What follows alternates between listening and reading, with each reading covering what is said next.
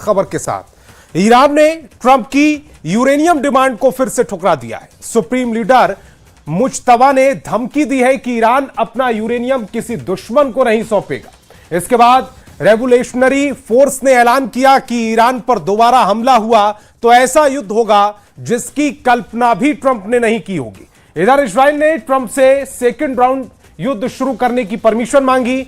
Netanyahu ने Trump से 1 घंटे तक फोन पर बातचीत की है। स्पेशल रिपोर्ट देखिए।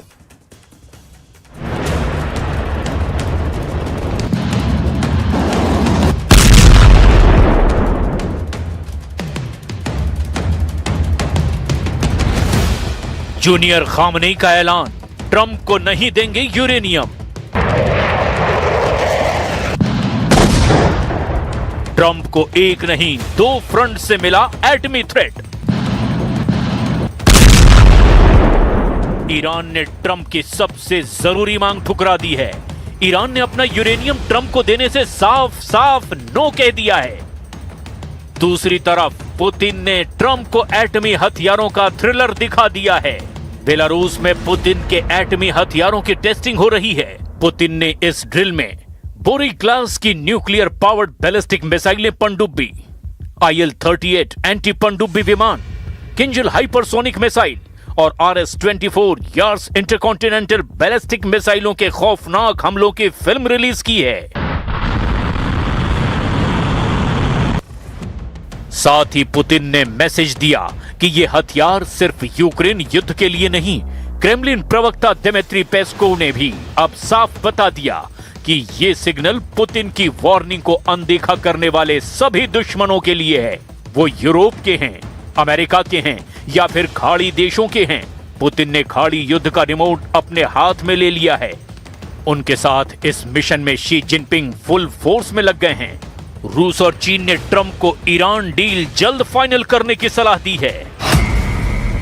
Vladimir Putin, Xi Jinping, Mustafa Khamenei, Prince Mohammed bin Salman और पाकिस्तान के जनरल आसिम मुनीर, साथ ही डोनाल्ड ट्रंप अब खाड़ी युद्ध रोकने की कोशिश में जुटे हैं।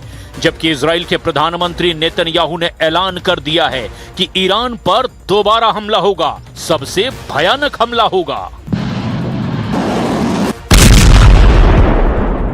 इजराइल ईरान युद्ध से दूर नहीं जा सकता, क्योंकि इजराइल की लड़ाई सिर्फ ईरान से नहीं, ईरान समर्थित लड़ाका ग्रुप से इजराइल का भीषण युद्ध चल रहा है।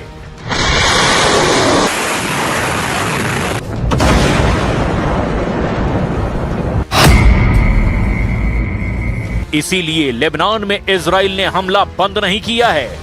गाजा पर इजराइल की भीषण बमबारी जारी है। यमन के हूथी लड़ाकों से इजराइल की जोरदार टक्कर चल रही है। इराक में ईरान आए दिन एयर स्ट्राइक कर रहा है। हॉर्मुज स्ट्रेट के डेडलॉक ने ईरान पर इजराइल के दोबारा हमले की वजह दे रखी है। इसीलिए ईरान पर हमले की गारंटी खुद नेतन्याहू ने दी है। ये गारंटी ट्रंप को बताकर दी गई है।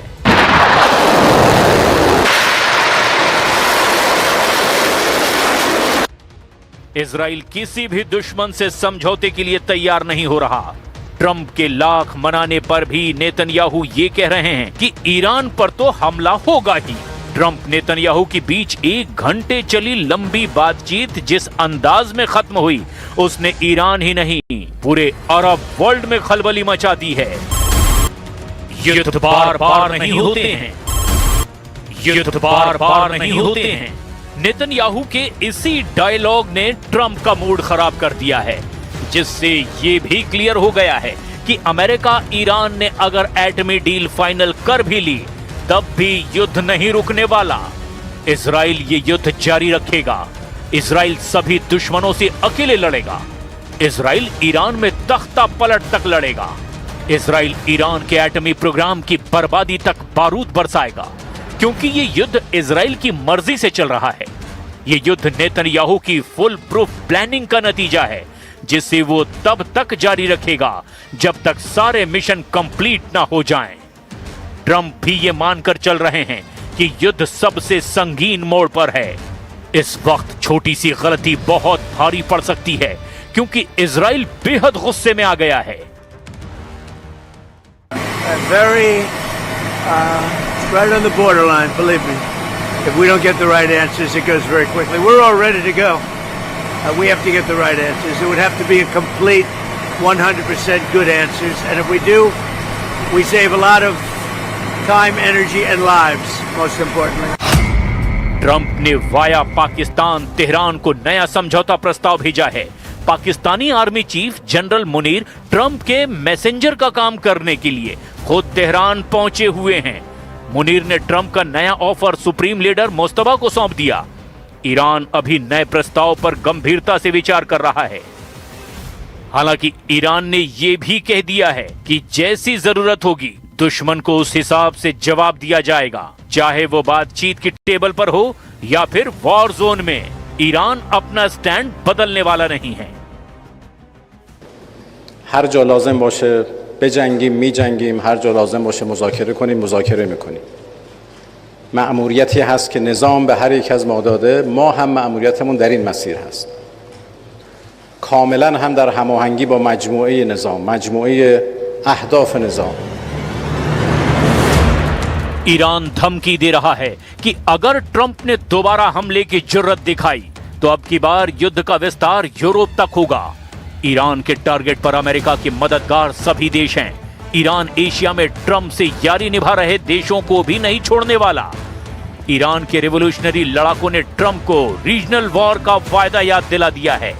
یادآوری شکست‌های پی در پی دشمن آمریکایی صهیونی هشدار داده اگر تجاوز به ایران تکرار شود جنگ منطقه‌ای که وعده داده شده بود این بار به فراتر از منطقه کشیده خواهد شد و ضربات کوبنده ما در ईरान ने अपनी मिसाइलों की रेंज बढ़ा ली है। ईरान ने नए ड्रोन बना लिए हैं। CNN ने अमेरिकी खुफिया सूत्रों के हवाले से बताया कि ईरान अपनी सैन्य क्षमताओं को फिर से बनाने पे जोर शोर से जुटा हुआ है। 8 अप्रैल को अमेरिका और इजराइल के साथ सीज फायर लागू होने के बाद के हफ्तों में ईरान ने ड्रोन का प्रोडक्शन शुरू कर दिया है। रिपोर्ट के मुताबिक जिस तेजी और बड़े पैमाने पर ईरान ने अपनी ड्रोन और मिसाइल पावर को बढ़ाया है उससे ईरान लंबे समय तक युद्ध में टिका रह सकता है। रिपोर्ट में कहा गया है कि ईरान के ड्रोन मिशन को रूस और चीन से मदद मिल रही है। रूस, चीन, ईरान का ये गठजोड़ ट्रंप को दूसरे राउंड के युद्ध में जोरदार झटका देने की तैयारी कर चुका है। वहीं सेकेंड राउंड में इजराइल और तुर्की की सीधी टक्कर के आसार भी अब बन गए हैं। तुर्की को गाजा में सहायता पहुंचा रहे एक्टिविस्ट समूह से बदसलूकी बर्दाश्त नहीं हो रही। गाजा में 430 इंटरनेशनल एक्टिविस्ट को इजराइल ने डिपोर्ट करना शुरू कर दिया है। तुर्की इसी बात से भड़का हुआ है क्योंकि इन कार्यकर्ताओं में 80 से ज्यादा नागरिक तुर्की के हैं। तुर्की ने गाजा फ्लोटीला के कार्यकर्ताओं को वापस लाने के लिए इजराइल में चार्टर फ्लाइट भेजने का ऐलान किया। तुर्की ने यह कदम इजराइल के राष्ट्रीय सुरक्षा मंत्री इतामार बेन ग्विर के उस वीडियो को देखने के बाद उठाया जिसमें कथित तौर पर वो कार्यकर्ताओं से बदसलूकी करते देखे गए। तुर्की के राष्ट्रपति एर्दोआन ने गाजा फ्लोटीला पर इजराइल के एक्शन को डकैती और गुंडागर्दी कहा है। Faşist bir zihniyet tarafından yönetildiğine bugün bir kez daha şahit olduk. Gazze'ye insani yardım götüren küresel Sumut filosuna İsrail güçleri tarafından hem de uluslararası sularda तुर्की हर फ्रंट पर इजराइल के मामलों में दखल दे रहा है। एर्दोआन ने नेतन्याहू को तुर्की का सबसे बड़ा दुश्मन बता रखा है। वो इजराइल से टकराने के लिए सही मौके का इंतजार कर रहे हैं। ये मौका जल्द मिल सकता है क्योंकि इजराइल ट्रंप को मुस्तफा से डील फाइनल करने से रोकने के लिए मनाने में जुटा है। नेतन्याहू ने ट्रंप को साफ साफ कह दिया है कि ईरान से किसी भी तरह का समझौता बड़ी भूल साबित होगी। इजराइल को तो ईरान से डील करवा रहे पाकिस्तान पर रत्ती भर का भी भरोसा नहीं है। C14 न्यूज इजराइल के मुताबिक पाकिस्तान आर्थिक संकट का सामना कर रहा है क्योंकि उस पर $100 अरब का विदेशी कर्ज है। ऐसे में तेहरान और इस्लामाबाद के बीच एक सहमति बनी है। इसके तहत पाकिस्तान ईरान को अमेरिका से फायदेमंद समझौता करवाने में मदद करेगा। इसके बदले में ईरान प्रतिबंधों में राहत और समझौते के बाद मिलने वाली भारी भरकम रकम का एक हिस्सा पाकिस्तान को कर्ज से निपटने के लिए देगा।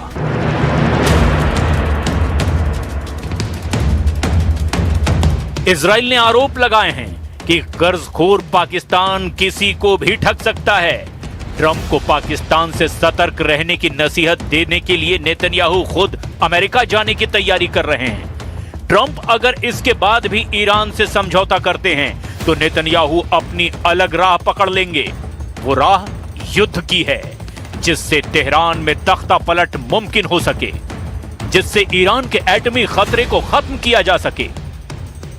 मतलब इजराइल को दोबारा ईरान पर हमला बहुत भारी पड़ सकता है, खासकर तब जब अमेरिका उसके साथ नहीं होगा।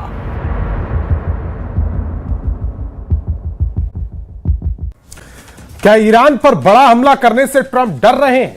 इस सवाल का जवाब पूरी दुनिया के विशेषज्ञ जानने में जुटे हैं, लेकिन इस बीच अमेरिकी एजेंसियों की एक रिपोर्ट ने साबित करना शुरू कर दिया है कि सीधी जंग में ईरान को हराना जरा भी आसान नहीं है, क्योंकि 39 दिनों की सीधी जंग में ईरान ने अमेरिका के 42 लड़ाकू विमानों को तबाह कर डाला, जिसमें सबसे एडवांस F-35 जेट्स भी शामिल हैं।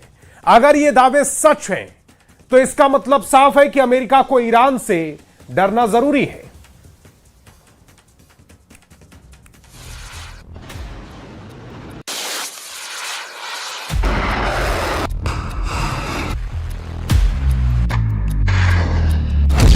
ईरान से घबरा रहे हैं ट्रंप, अमेरिका के 42 लड़ाकू विमान तबाह। आखिर ऐसी क्या वजह है कि 8 अप्रैल 2026 के बाद से अमेरिका और इजराइल एक बार भी फिर से ईरान पर हमला करने की हिम्मत नहीं जुटा पाए? दावे तो यहां तक किए जा रहे हैं कि 19 मई को हमला करने से ठीक 1 घंटा पहले राष्ट्रपति ट्रंप ने हमले का इरादा ही बदल दिया था। ईरान पर हमला न करने को लेकर जो अब दावे और खुलासे सामने आए हैं, उन्हें देखकर साफ कहा जा सकता है कि राष्ट्रपति ट्रंप ईरान पर हमला करने से घबरा रहे हैं। और यही वजह है कि इजराइल के प्रधानमंत्री नेतन्याहू और राष्ट्रपति ट्रंप के बीच फोन पर 1 घंटे तक जबरदस्त नोकझोंक हुई है। दावा तो यहां तक किया जा रहा है कि इजराइल हर हाल में ईरान पर हमला करना चाहता है, जबकि अमेरिका अभी भी ईरान से बातचीत करके बीच का रास्ता निकालने पर उतारू है। इसके पीछे की 2 खबरों ने दुनिया को चौंका दिया है।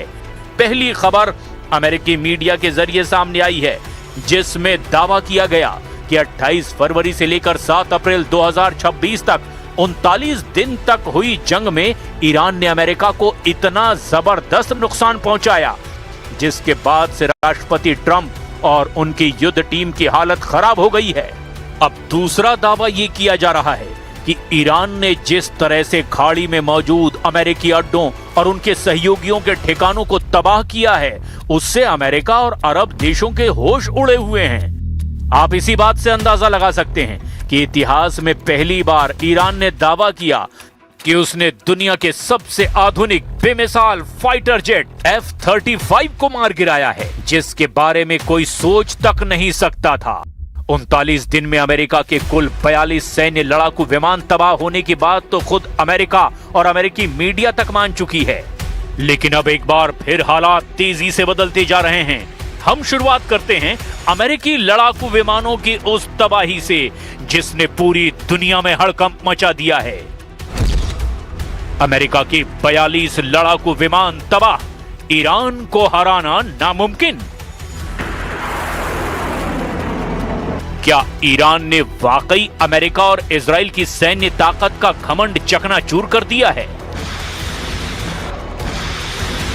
8 अप्रैल से लेकर अब तक अमेरिका की तरफ लगातार सीज फायर किया जा रहा है।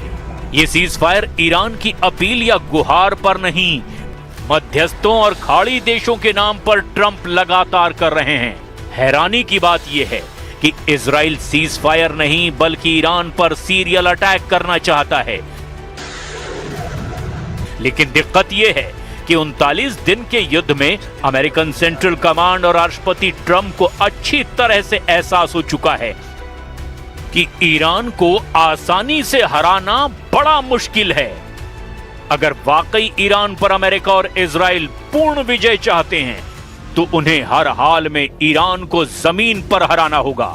लेकिन अमेरिकी सेना और ट्रंप दोनों ही अच्छी तरह से जान चुके हैं कि ईरान को जमीन पर हराने का मतलब है बेतहाशा खून बहाना और अमेरिकी सैनिकों के जान के नुकसान का भारी जोखिम उठाना। अमेरिका इसीलिए भी हिचक रहा है क्योंकि जब अमेरिका और इजराइल के लड़ाकू विमान ईरान पर अंधाधुंध हमले कर रहे थे, उस दौरान अमेरिका को लड़ाकू विमानों का भारी नुकसान उठाना पड़ा था। देखिए अमेरिका में जारी हुई रिपोर्ट का दावा। अमेरिका और ईरान के बीच जारी सैन्य टकराव के नुकसान के चौंकाने वाले आंकड़े सामने आए हैं। अमेरिकी कांग्रेसनल रिसर्च सर्विस यानी CRS की हालिया रिपोर्ट के अनुसार इस युद्ध में अमेरिका ने अपने फाइटर जेट्स और ड्रोन सहित कम से कम 42 सैन्य विमान गंवा दिए। पेंटागन के सैन्य वित्त प्रमुख जूल्स W. हर्ष III ने सेनेट की समिति को बताया कि इस सैन्य अभियान की अनुमानित लागत बढ़कर के अब $29 अरब यानी 2,802.83 अरब रुपए या कहें कि करीब 2.4 लाख करोड़ रुपए तक पहुंच चुकी है। लागत में इस भारी उछाल की मुख्य वजह नष्ट हुए महंगे युद्धक विमानों की मरम्मत और उन्हें बदलने में आने वाला भारी भरकम खर्च है। अमेरिकी संसद की शोध संस्था की ओर से जारी 13 मई की इस रिपोर्ट में बताया गया कि खोए हुए विमानों में 4 F-15A स्ट्राइक ईगल लड़ाकू विमान शामिल हैं। इनमें से 3 विमान 2 मार्च को कुवैत के ऊपर फ्रेंडली फायर यानी कि अपनी ही सेना की गोलीबारी का शिकार हो गए, जबकि चौथा विमान 5 अप्रैल को ईरान के आसमान में मार गिराया गया। इसके अलावा अमेरिका ने अपना सबसे अत्याधुनिक 5वीं पीढ़ी का stealth fighter jet F-35A lightning II भी गंवा दिया।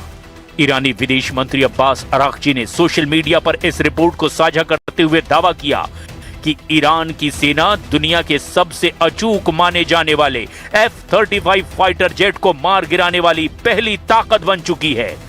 नुकसान की इस फहरिस्त में 24 MQ-9 Reaper drone, 1 MQ-4C Triton drone, 7 KC-135 टेट्रो टैंकर ईंधन भरने वाले विमान, 1 E-3 सेंट्री टोही विमान, 2 MC-130J कमांडो 2 विशेष अभियान विमान और 1 HH-60W जोली ग्रीन 2 हेलीकॉप्टर भी शामिल है।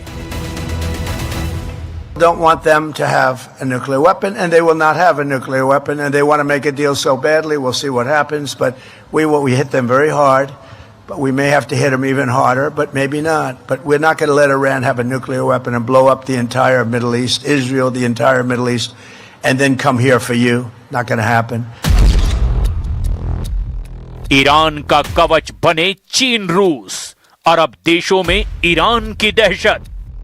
आधुनिक युद्ध का तरीका बदल चुका है। ईरान के पास लेयर्ड एयर डिफेंस सिस्टम, घातक ड्रोन और खतरनाक इलेक्ट्रॉनिक वॉरफेयर तकनीक है। अमेरिका ने सोचा था कि वो हवाई हमलों से ईरान को तुरंत घुटनों पर ले आएगा, लेकिन ईरान के काउंटर अटैक ने अमेरिका के महंगे और हाई वैल्यू मिलिट्री एसेट्स को निशाना बनाकर भारी आर्थिक और मानसिक चोट पहुंचाई। अमेरिकी राष्ट्रपति डोनाल्ड ट्रंप ने सोशल मीडिया और व्हाइट हाउस ब्रीफिंग में यह स्वीकार किया कि उन्होंने 19 मई को होने वाले एक बड़े अमेरिकी सैन्य हमले को ऐन वक्त पर टाल दिया। अब सवाल ये उठता है कि ईरान पर हमला करने से अब आखिर ट्रंप हिचक क्यों रहे हैं? इसके पीछे कई बड़े कारण बताए जा रहे हैं। सऊदी अरब, कतर और संयुक्त अरब अमीरात यानी UAE के नेताओं ने ट्रंप से सीधे बात करके इस हमले को कुछ दिनों के लिए रोकने की अपील की है। खाड़ी देशों को डर है कि अगर अमेरिका ने बड़ा हमला किया तो ईरान उनके पूरे तेल कुओं और न्यूक्लियर प्लांट्स जैसे कि UAE का बराक न्यूक्लियर प्लांट भी पूरी तरह से नष्ट कर देगा। अब ट्रंप चाहते हैं कि युद्ध बहुत जल्दी खत्म हो, लेकिन उनकी मांग है कि ईरान अपना सारा संवर्धित यूरेनियम अमेरिका को सौंप दे और 20 साल के लिए न्यूक्लियर प्रोग्राम बंद कर दे। ईरान अब इसके लिए बिल्कुल तैयार नहीं है। ट्रंप अमेरिकी जनता को ये दिखाते रहे हैं कि वे युद्ध रोकने वाले नेता हैं। इतने कम समय में $29 अरब का नुकसान और F-35 जैसे विमान का गिरना ट्रंप की डिसिसिव विक्ट्री यानी निर्णायक जीत के नैरेटिव को कमजोर कर रहा है। हालांकि ट्रंप ने अपनी सेना को पूरी तरह से तैयार रहने के लिए कह दिया है। उन्होंने ईरान को वीकेंड तक का अल्टीमेटम दे दिया है कि या तो वो डील टेबल पर आए वरना अमेरिका फुल स्केल असॉल्ट करेगा। लेकिन ईरान के तेवर और ताकत में हुई बढ़ोतरी ने अमेरिकी सेना और ट्रंप दोनों को हैरान कर दिया है। ईरान की सरप्राइज तैयारी और खुफिया इनपुट ने अमेरिकी और इजरायली खुफिया एजेंसियों को भी हैरान कर दिया है। ईरान के विदेश मंत्री अब्बास अराक्ची और सैन्य प्रवक्ताओं के बयानों ने खुफिया एजेंसियों को जो इनपुट दिए उसके मुताबिक ईरान किसी भी बड़े हमले का जवाब देने के लिए सरप्राइज वॉरफेयर रणनीति तैयार कर चुका है। ईरान के सैन्य प्रवक्ता मोहम्मद अगरमानिया ने चेतावनी दी कि यदि दोबारा हमला हुआ तो ईरान नए हथियारों और नई पद्धति के साथ अब नए मोर्चे खोलेगा। इसका मतलब यह है कि ईरान केवल अपनी सीमाओं में नहीं लड़ेगा बल्कि पूरे मिडिल ईस्ट को युद्ध में झोंक देगा। ईरान ने अपनी सैकड़ों बैलिस्टिक मिसाइलों और सुसाइड ड्रोन को पहाड़ों के नीचे बने टनल से लॉन्चिंग मोड पर डाल दिया है ताकि अमेरिकी सैटेलाइट्स उन्हें पहले नष्ट न कर सकें। ما مأموریت خودمون رو جدای از مأموریت دیگران نمیدانیم. هر جا لازم باشه بجنگیم میجنگیم، هر جا لازم باشه مذاکره کنیم مذاکره میکنیم. مأموریتی هست که نظام به هر یک از ما داده، ما هم مأموریتمون در این مسیر هست. کاملا هم در هماهنگی با مجموعه نظام، مجموعه اهداف نظام. अमेरिकी सैन्य अधिकारियों के हवाले से न्यूयॉर्क टाइम्स की रिपोर्ट के मुताबिक ईरानी कमांडरों ने अमेरिकी फाइटर जेट्स और बॉम्बर्स के उड़ान भरने के तरीकों का बारीकी से अध्ययन किया। इसी खुफिया रणनीति और जाल के कारण ईरान ने अमेरिका के F-15E और A-10 थंडरबोल्ट जैसे खतरनाक विमानों को आसानी से निशाना बना लिया। रक्षा विशेषज्ञों के मुताबिक युद्ध के बावजूद ईरान ने दुनिया की सबसे संवेदनशील तेल सप्लाई लाइफलाइन हॉर्मुज स्ट्रेट को बंद रखा। इतना ही नहीं, ईरान ने यूएई के फुजेरा पोर्ट के दक्षिण तट के समुद्री क्षेत्र पर अपना रेगुलेटरी कंट्रोल घोषित कर दिया। इसकी वजह से वैश्विक तेल बाजार और पश्चिमी देशों की अर्थव्यवस्था चरमरा गई।